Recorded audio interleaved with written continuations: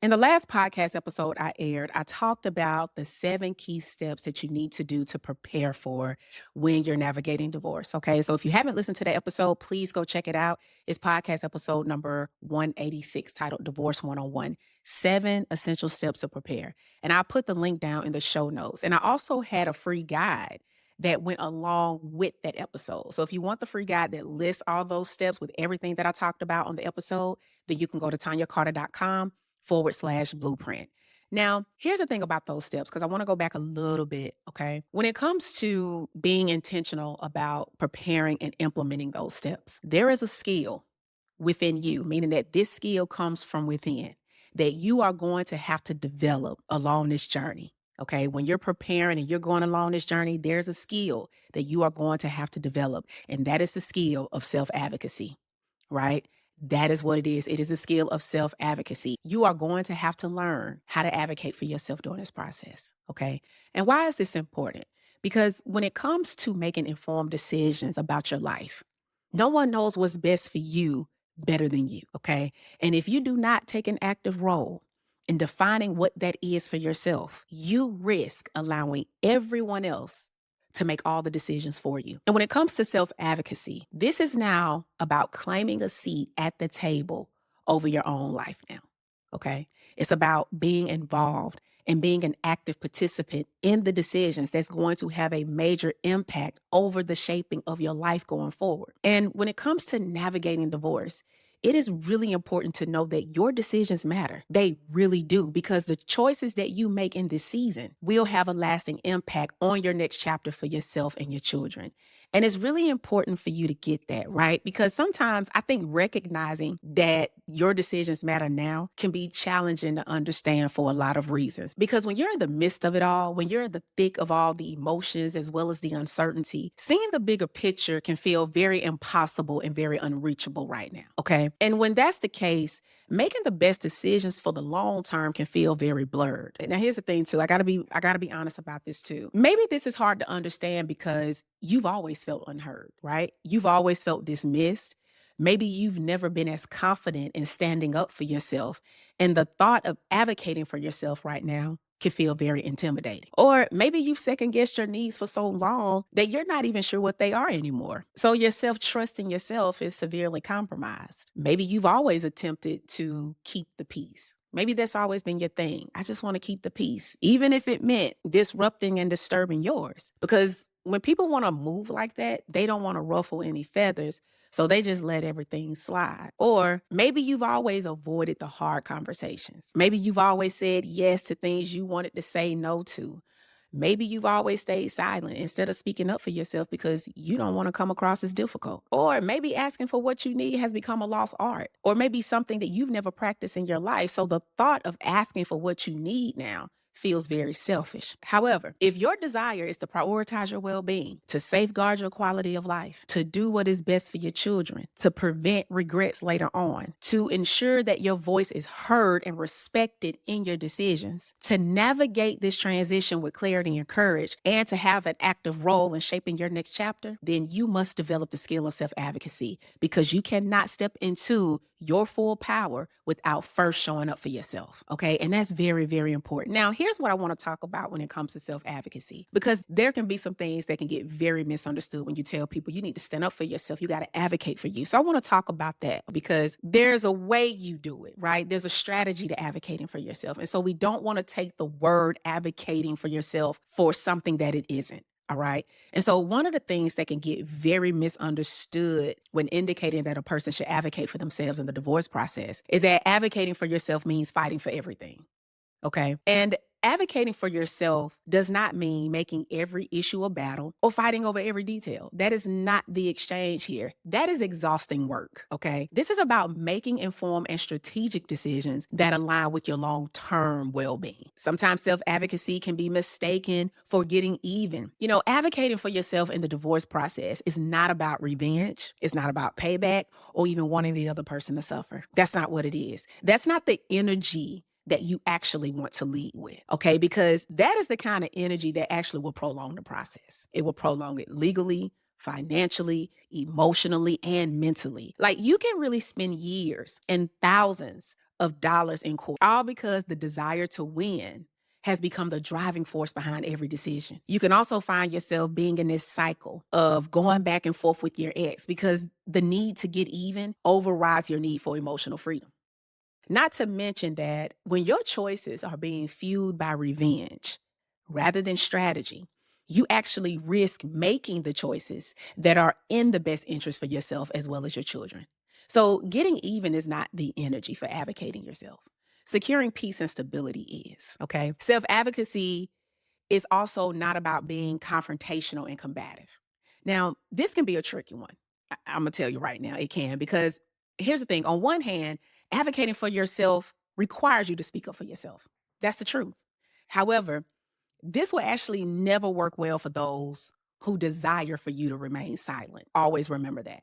Okay. So anything you say to people who function like this, like people who always just want you to remain silent, they will always label you advocating for yourself as aggressive, as confrontational, or even combative because you speaking up for yourself now disrupts their control. They don't want that. So it's important to keep that in mind. So, for instance, the boundaries that you have in place, expect that to be met with resistance because people like that challenge those dynamics that once kept you silent. Okay. When you want to ensure that your needs and rights are acknowledged and honored, expect that to be misinterpreted as being difficult, when in reality, it's really a reflection of the respect and dignity you have for yourself. So I don't want you to think that being confrontational and being combative means that speaking up for yourself is something you should avoid, because that's not true. Because speaking up for yourself is not the problem. The problem is how others perceive it when it no longer benefits their control. Okay. Now, in saying all that, let's keep in mind that there are some things that you can control when speaking up for yourself. You can control your tone. You can be mindful of your words. You can control your delivery as well as your approach, but you cannot control how others choose to interpret it. And so when you lead with that, you understand that advocating for yourself is about standing your ground, not seeking permission. Okay. Self advocacy is also not about trying to take someone for everything. That's not what this is about. Okay. Advocating for yourself during divorce is not about greed. It's not. It's not about stripping the other person of everything. It's not about punishing someone. It's not about being spiteful. It's not about trying to win no matter what it takes or who it hurts. Because I'm going to tell you something, doing that prolongs conflict. I'm telling you, it prolongs conflict. It creates unnecessary stress, and it costs you in ways that goes beyond just money. It does. And when the goal is to take someone for everything, then you lose sight of the bigger picture. You do. And so what looks like a win in the moment can actually lead to stress and regret later. Okay. And so advocating for yourself is not about taking from someone just for the sake of doing so. Okay. It's about securing what's best for your future. And when your future becomes the focus, your decisions will align with that vision. Okay. And the last one I wanted to talk about on what can get misunderstood when navigating the divorce process is that advocating for yourself does not mean getting everything you want. Okay, it isn't. And I had to say this because sometimes we can listen to the wrong people that attempts to paint this picture that you're going to get everything you want. And I'm here to tell you that even in advocating for yourself, that doesn't indicate that you're going to get everything you want. Okay, that's not how it works. And it's also important to note that what you're asking for, meaning that what you want, may not necessarily be what you need. Okay. So let me give you all an example. One of the things that needs to be settled a lot of the times in marriages is the marital home. Okay. And let's just say when it comes to the person who wants the home, what's important to factor? One of the things, because there's a lot of different nuances here, but one of the things that's important to factor is whether or not if that person can financially afford it comfortably. That's really important, meaning that can they afford the mortgage, the property taxes, the homeowner's insurance, the maintenance, and all the overhead? Because although that may be what you want, that doesn't mean that's what's best for your financial stability. And this is where it's important to know the difference between advocating for yourself and making an emotional decision. Because let's just say that keeping the home wouldn't be the best financial decision, but you are adamant and firm about wanting to keep it. In this case, your reasoning for keeping it is more about maybe the history. Let's be honest, it can be the history, it can be the memories, it can be a sense of comfort, because the home can represent security maybe beyond financial affordance. However, if keeping the home puts you in financial strain, then what feels like security in the moment can be a long-term burden. All right. And so you don't want to enter in with this mentality of thinking that just because I want it, I should get it. You really want to advocate for what is truly in your best interest versus holding on out of attachment or maybe fear of change or even to some form of entitlement. Okay. On March 31st at 8 p.m. Eastern Standard Time, I want you to mark your calendar, okay? Because on that evening, I will be hosting my divorce strategy masterclass, okay? And in this live masterclass, I am going to walk you through my 5-step framework that is designed for you to overcome overwhelm, make empowered decisions, and navigate your divorce process with ease. You know, navigating divorce can be a complex process. Because on the outside looking in, it can seem as if all you're doing is simply ending a marriage. However, it is much deeper than that. You have decisions to make and plans to put in place because your future, your quality of life, and your children are all impacted by your decisions. And while you're simultaneously making decisions for your next chapter, as well as dissolving a current marriage, it's normal to feel overwhelmed. It's easy to feel confused, uncertain, as well as alone. However, it doesn't have to be that way. You can feel like you have more direction. You can feel more empowered. You can feel more confident and you can feel more at peace. And I want to help you feel that way by giving you the framework that will help you produce those results. Okay. And so this class is totally free, but it will cost you your time. And so if you know you need to be in the virtual building with me on March the 31st, then please head over to my website and save your spot at tanyacarter.com/divorce masterclass. Okay. That's tanyacarter.com/divorce masterclass. And I will put the link down in the show notes. And so, in talking about what can get misunderstood, I want to discuss a few ways on what it does look like when you advocate for yourself during the divorce process. Okay. One of the things that advocating for yourself looks like is that it looks like asking questions. It does. It looks like asking questions. Here's the thing. You don't want to just agree on terms that you're unclear about. You don't. You don't want to sign your name on anything that you do not understand without knowing exactly what it means for your future. Okay. Because sometimes when we are unaware of something, instead of asking for clarity, we just don't ask at all. And when you don't ask, you're giving someone else the power to know better than you do. And so this isn't about being difficult or not wanting to come off as unintelligent because we got to let that go too. We don't know everything, and it's okay if you don't know something. Right. And if you don't know something, then it is your right to get informed. And one of those ways to get informed is to ask the right questions. Advocating for yourself can also look like educating yourself. Okay. It can look like educating yourself because the more you're aware of what things mean, the more empowered and confident you feel in advocating for yourself. Here's what I want you to do. I want you to think about something that you didn't have much understanding about, but once you got more educated about it, once you got more aware about it, you felt more confident in it, right? You felt more confident in making decisions or even talking about it. And the reason why you do is because that's the power of knowledge, right? It shifts you. It shifts you from being uncertain to now feeling more empowered, feeling more in control. So educating yourself can look like knowing the basics of your legal rights in your state, right? It can also look like understanding your financial picture so that you can make more informed choices about maybe your assets, your debt, to even your financial or even your future stability. Educating yourself can also look like maybe researching co-parenting strategies so you can navigate this transition that prioritize your children. Now, here's the thing in educating yourself. You don't have to know everything. You don't have to read every book. And you don't necessarily need to be an expert, okay? But here's the thing. You do want to gain clarity on what directly impacts your life going forward, okay? That's all I'm saying here, okay? Advocating for yourself also looks like speaking up when something feels off, okay? When something doesn't sit right with you, do not dismiss and disregard that. Please don't. Okay. You know, that feeling that you have inside that is telling you something is off, it is really important to pay attention and address it.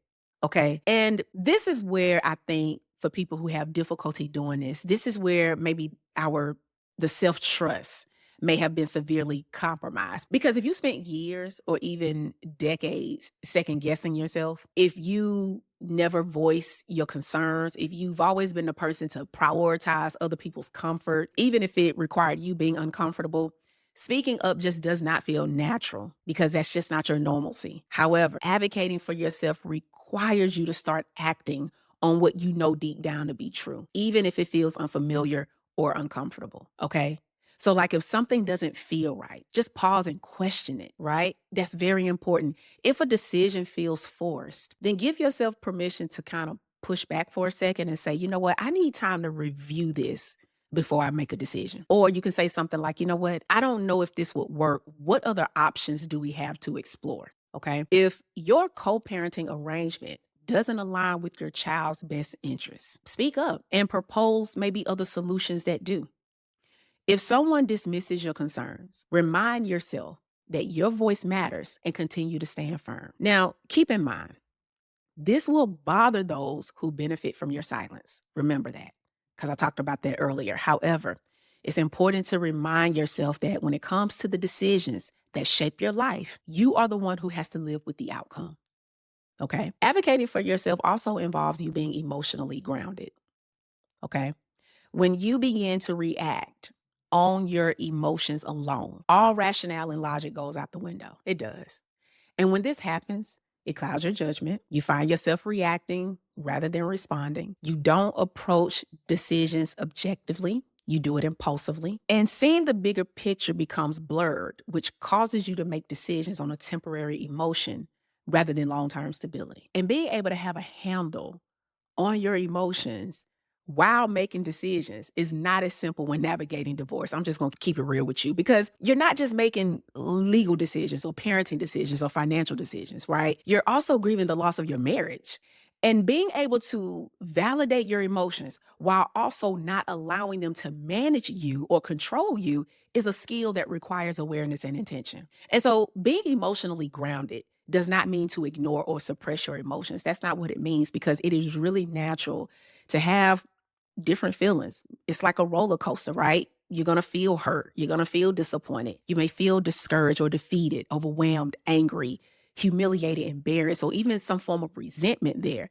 And every single one of those emotions are real. So it's not about ignoring them as if they don't exist. It's about making room to work through them so you can advocate for yourself from a place of clarity, stability, and long term well being. Okay. Now, the last one I wanted to mention on what self advocacy is about, it's also about knowing when to seek help and support. That's what it's about. It's about knowing when to seek help and support. Advocating for yourself doesn't mean you don't need nobody. That's not what it means, right? This isn't about bragging rights of doing it all on your own. This isn't about attempting to figure it out all by yourself.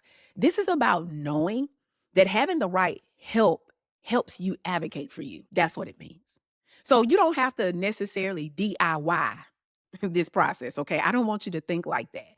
Knowing when to rely on the right person for their expertise will save you, okay? It will save you time, it will save you money, it will save you energy, it will save you emotional exhaustion, it will save you making decisions that are not in your best interest, okay? And so if you need more insight on the legal side of things, then you want to consult with a family law attorney. If you need help understanding your financial picture, then you want to work with a financial advisor who's experienced in divorce related matters.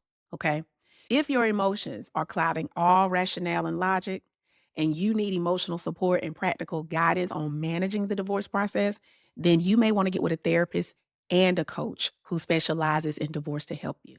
Okay. And so having the help and support doesn't mean that you're not capable. It doesn't even mean that you're hands off, right? It means that you're being strategic. And being strategic is actually a form of self advocacy because you're still actively involved. You're just aware enough to know you need somebody, right? And being aware enough to know you need someone is a very undervalued skill. I believe that it really is because we live in a culture that really, really glorifies handling everything on your own. It's often worn with a badge of honor and is very glorified. And here's the thing, it is good to be able to figure things out on your own. I think that's a great skill to have. However, it's also equally good to know when you can and when you shouldn't. And I think that's what we don't make room for both. It's either got to be one or the other. And that's not how it is. And when it comes to divorce, divorce is just one of those life events that you do not have to navigate on your own. And I highly recommend that you don't. And so surround yourself with the right people who can help you advocate for yourself effectively. All right. Now, I want to leave you with 7 self reflection questions to help you assess whether you're truly advocating for yourself during this process. Because here's the thing, once everything is signed, you don't really get a do over. You know what I mean? Like, you don't get a do over in this thing. And it's important to approach each decision with clarity and intention. Okay. And so, the first question I want you to ask yourself or keep in rotation as you're making decisions is that I want you to ask yourself, am I making this decision and responding from a place of clarity and logic, or am I solely reacting based on my emotions? Okay. The second question I want you to ask yourself is, have I taken the time to fully understand my legal, financial, and parenting options? Or am I simply agreeing to what's presented to me without questioning it? The third question I want you to ask yourself is, am I speaking up when something doesn't feel right? Or am I staying silent to avoid conflict or discomfort? All right. The fourth question I want you to ask yourself is, are my decisions being made out of fear, guilt, or external pressure, or from a place of clarity and confidence? The fifth question I want you to ask yourself is that, is this a decision where I have enough knowledge to make on my own, or do I need guidance from a professional who can provide more insight and expertise? The sixth question I want you to ask yourself is that, if someone I loved dearly were in my position, what advice would I give them? And am I willing to follow that same advice for myself? And the last question I want you to ask yourself is, when making decisions that impact my well-being and my children's future, will I look back a year from now and feel at peace with this choice, or will I regret it? Okay. And so those are the questions that I want you to reflect on when you're making decisions. I want you to keep those questions in rotation. Okay. And so that concludes today's episode. That's all I wanted to share today. I really wanted to talk about the importance of advocating for yourself, because I think that is a skill that gets overlooked and minimized a lot. And when you are in this process of it all, yes, there are going to be a lot of things that you have to do, but then there are also going to be things within you that's going to have to develop and build in order to do the things you need to do. And in order for that to happen, being able to advocate for yourself in a way that sets you up for your future is very important. Okay. And so please make sure that you're following me. My Instagram is I am Tanya Carter, Facebook, Tanya Carter, YouTube, Tanya Carter. I will put everything down in the show notes. And also, please make sure that you are subscribed to the podcast so that you can receive notifications on when the next podcast episode will drop. And also, leave a review. If you know that this podcast has been helpful to you on your journey of navigating a divorce or a breakup, then please head over to Apple Podcasts or Spotify to leave me a review. And last but not least, share this information. If you know someone who's going through a divorce and they're having a difficult time making decisions, then please pass this episode along to them so that it can be a blessing for them. All right. So thank you all again for tuning in with me this week. You all have a wonderful and an amazing week, and I will see you next time. Take care.